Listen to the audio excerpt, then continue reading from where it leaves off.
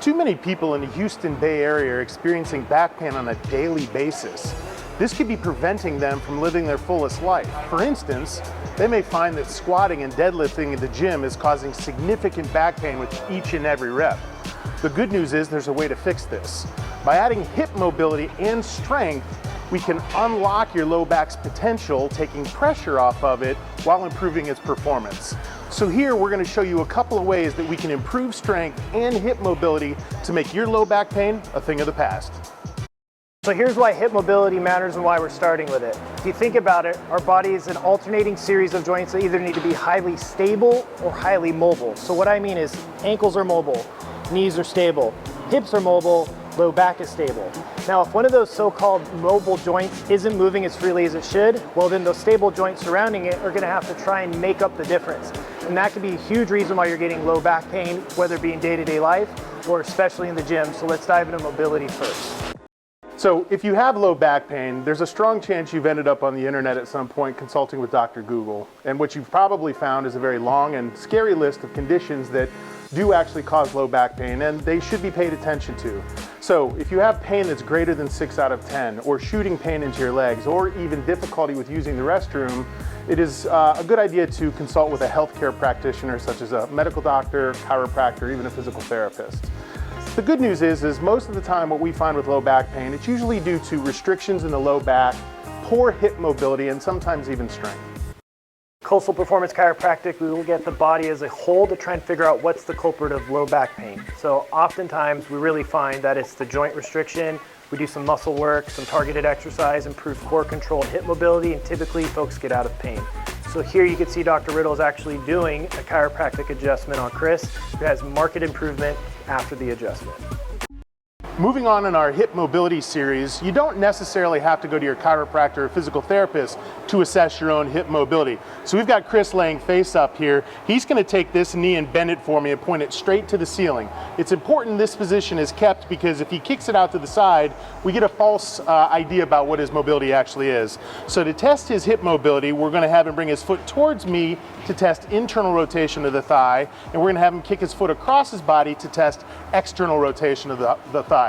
We would do this on both sides to compare, and once we see if there's a difference between one or the other, we can actually put some drills together to improve the mobility on that side. So one of my favorite ways to unlock hip mobility is with something called PNF. That's where we're actively contracting the muscles we're moving or stretching. At Coastal Performance Chiropractic, we have a partner version we do all the time, but if you're solo at home or at the gym, there's still things we could do to help you out. So right now I have Chris in what's known as a 90-90 position. So it's a 90-degree angle from his hip, 90-degree angle at his knee, same with the back leg. What's great is this is externally rotated hip, this is internally rotated hip. He's gonna sit up nice and tall, which means he might need to use a yoga block, a water bottle, whatever to prop yourself up. He's gonna press both shins down from the knee to the ankle hard for anywhere from 5 to 10 seconds.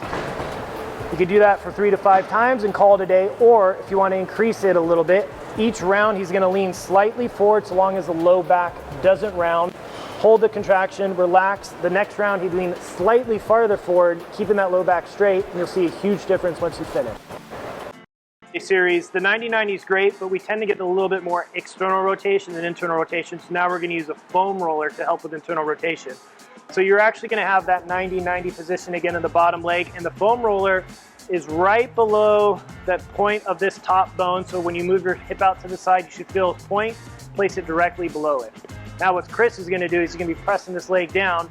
He's then gonna rotate his whole body, hips and shoulder over it. And then he's gonna go back. The important thing is make sure that knee goes over there and you're pressing down. He's just gonna go back and forth. Keep the shoulders and the hips aligned as you rotate, and then you rotate back over. Now, this is not the world's most comfortable thing, I wanna forewarn you, but this does great for internal rotation, which we need in the bottom of the squat. Again, do this for 1 to 2 minutes per side. You should notice a huge difference between pre and post check. So one of my favorite exercises for improving internal rotation of the hip is to actually use one of these power bands that's attached to a squat rack or something stable so that it doesn't move. So we've got Chris here with the power band wrapped around his hip, the hip we want to stretch, and actually up very near his groin. So what you can see here is he has the band at about 45 degrees. He's got the hip that we're going to be stretching forward. So what Chris is going to do is going to take that hand and actually push it across his body, again replicating that internal rotation that we tested for earlier. Great way to use this band to get distraction of the hip and a little bit of an extra stretch into that hip.